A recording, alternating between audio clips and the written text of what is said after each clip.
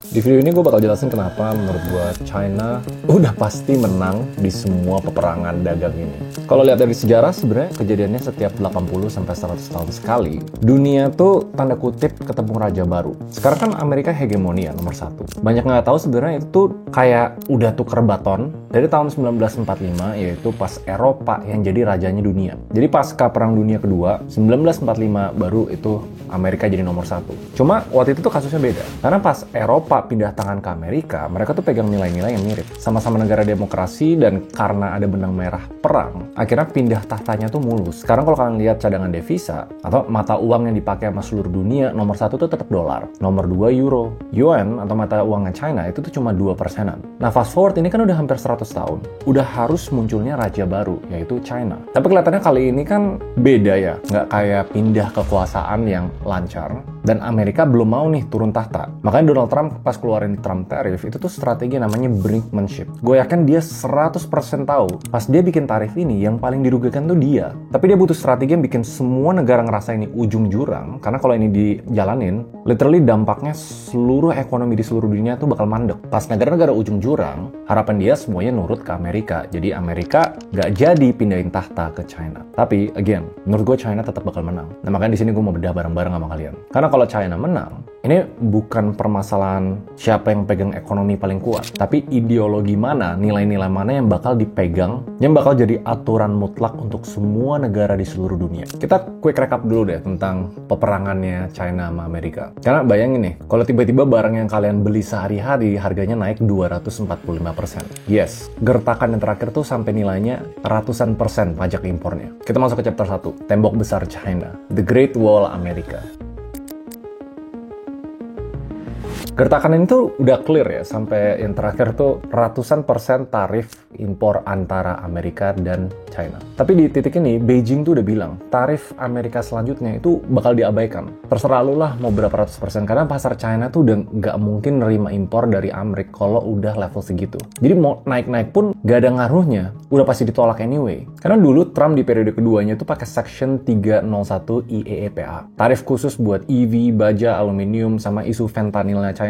Bisnis-bisnis udah bingung, investor udah pada panik, harga-harga pada naik. Nah cuma ada satu hal yang kalian harus ngerti. China itu pegang kartu as yang nggak bisa digantiin sama negara apapun. Mereka pegang yang namanya Rare Earth Elements. Sebagai negara, mereka kontrol 100% pemrosesan REE berat. Dan ini mineral yang sangat-sangat penting untuk kalian bikin elektronik apapun. Dan cuma China yang pegang 100% pemrosesan ini. Gara-gara perang ini, mereka tuh bukan cuma nahan ekspor bahannya, tapi teknologi untuk memprosesnya. Ini bahasa bayinya ya. Lu mau bikin HP, lu butuh mineral-mineral ini. Dan yang proses cuma bisa China. Nah, sementara ekspor ke Amerika itu turun dari 19,2% sampai 14,7%. Mereka tahu yang mereka kurang tuh makanan sebenarnya. Jadi mereka impor kedelai itu lebih banyak dari Brazil. Bahkan nurunin tarif MFN untuk negara-negara lain. Dan dibanding Amerika, China tuh punya surplus neraca berjalan, tingkat tabungan domestiknya tinggi, dan pasar finansialnya, sahamnya, itu relatif kecil terhadap ekonominya mereka. Jadi, China itu tuh nggak segampang itu kena guncangan global. Sedangkan Amerika itu tuh masih bergantung banget sama supply chain-nya China. Again, rare earth elements, bahan obat sampai elektronik. Dan kapasitas mereka buat proses REE ini itu tuh minim banget. Kalaupun mau bikin pabrik-pabriknya dan bisa diproduksi di Amerika, itu tuh butuh bertahun-tahun dan miliaran dolar. Tarif US ini kan luas, tapi China tuh pinter banget. Dia mainin titik lemahnya spesifik di Amerika. Strateginya namanya selective decoupling. Selective technology decoupling that's going on between the US and China. Jadi dia cabut nih dari ketergantungan pertanian di US. Tapi mereka cengkram banget input-input penting. Kalau misalnya masih belum ngerti sampai sini kenapa China pasti menang dan ini bluffingnya Trump untuk jadi kartu as terakhirnya, dan masuk ke chapter 2.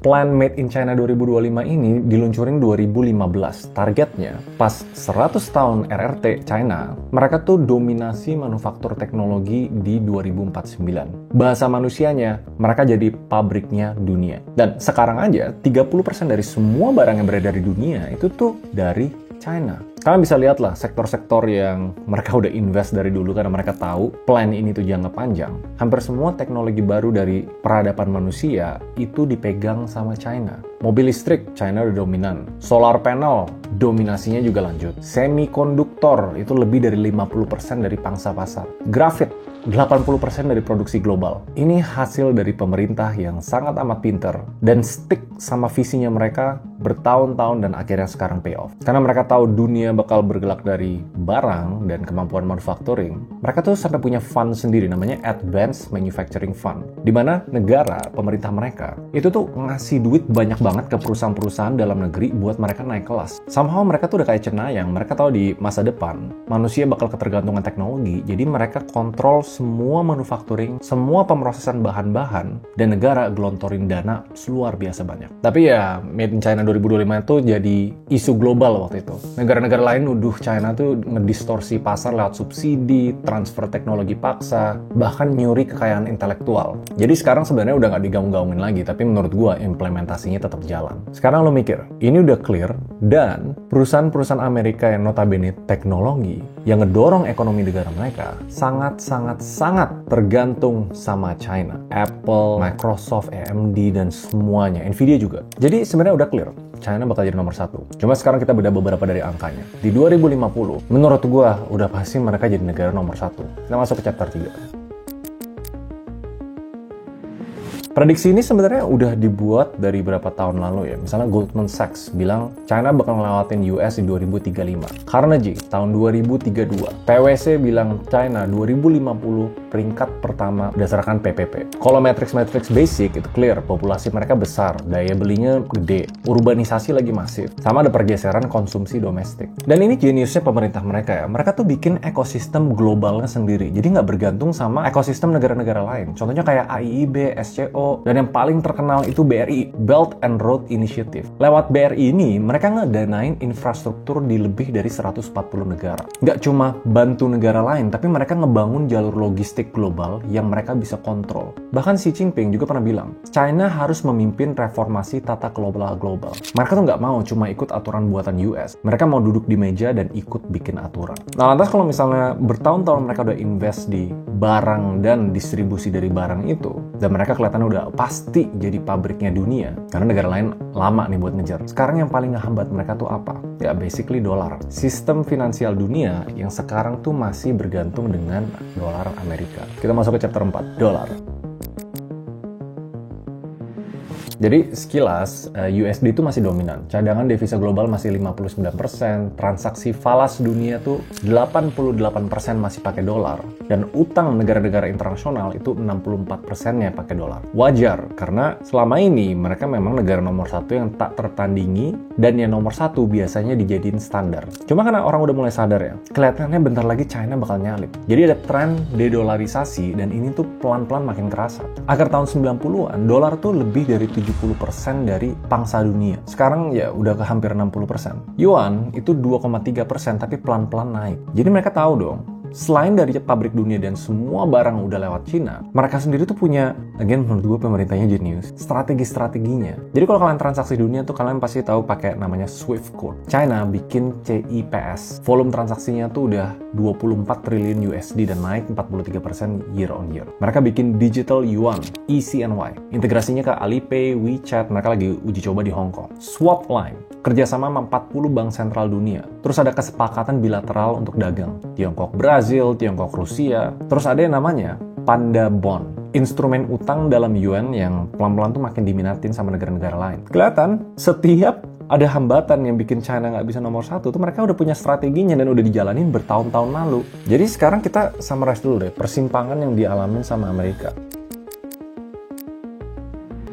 Kalau misalnya dalam beberapa tahun ke depan, China sukses lanjut ngelakuin semuanya, dan Trump tariff ini gagal untuk dapat bluffnya. Pertama, dolar bakal turun tahta. Industri teknologi sama manufaktur tuh pelan-pelan bakal nggak bisa bersaing. Yes, ini perusahaan-perusahaan yang di Amerika yang sekarang notabene secara brand itu nomor 1. Supply chain-nya juga makin rapuh, soft power-nya udah mulai melemah, dan nanti kejadian nih, di dalam negaranya sendiri bakal makin tajam yang namanya polarisasi. Pasti ada kubu-kubu yang pengen konfrontasi total, tapi ada yang udahlah kita kerjasama aja lah. Stop lah kita fight-nya, udah gandeng aja China. Nggak apa-apa deh kita nggak nomor 1. Tapi jangan sampai rakyatnya sengsara karena barang-barang dari China disusahin. Kita udah suka nih barang-barang yang bagus dan murah. Dan ini semua menurut gue udah susah. Udah nggak ada opsi lain karena Amerika sendiri tuh ketergantungan banget sama China dan ini tinggi banget. Pas US kontrol ekspor chip, ini yang kasus Nvidia ya, chip-chip paling mahal tuh nggak bisa diekspor ke China. Dibalas dengan kontrol ekspor rare earth elements dari China.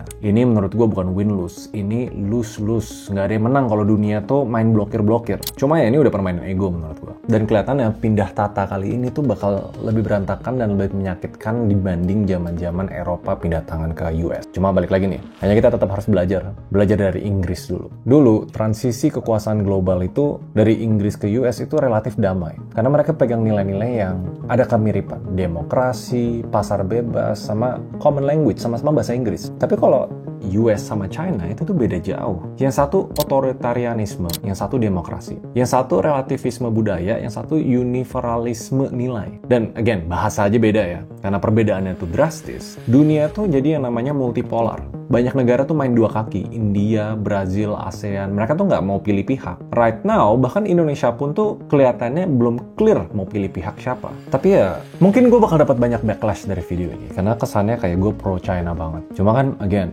setiap kita ngeliat sebuah kasus, kita harus bisa menganalisa secara kritis. Apa yang dimiliki pihak A, apa yang dimiliki pihak B. Right now, kalau misalnya banyak dari pondasi-pondasi masa depan, which is teknologi, manufacturing yang advance, bahkan distribusi global. Justru dengan analisa ini, gue tuh lagi mikir gimana cara kita siap-siap dan justru bisa ikutan jadi raja baru pas ada penggulingan raja lama. Apakah artinya kita harus menjilat total China? Apa kita harus justru buka lebar-lebar ke China? Enggak, bukan itu maksud dari video ini. Karena di sini mereka bukan sekedar survive, mereka tuh lagi ngebangun jalur baru, sistem baru, aturan baru. Kalau misalnya gue ditanya, lantas bagusan siapa? Untuk Indonesia ya, bagusan US tetap nomor 1, apa China gulingin tahtanya? Nah itu menurut gue jawaban yang belum pasti. Indonesia pegang nilai-nilai demokrasi. Walaupun banyak minusnya setiap ganti presiden, ganti direction, katanya ngeliat ideologi sama nilai-nilai yang dipegang sama China itu ibarat CEO perusahaan yang lincah banget dan tegas. Tapi menurut kalian gimana? Make sense gak? Kalau sudah pasti China nomor 1 dan gertakan ini kayaknya udah pasti gagal,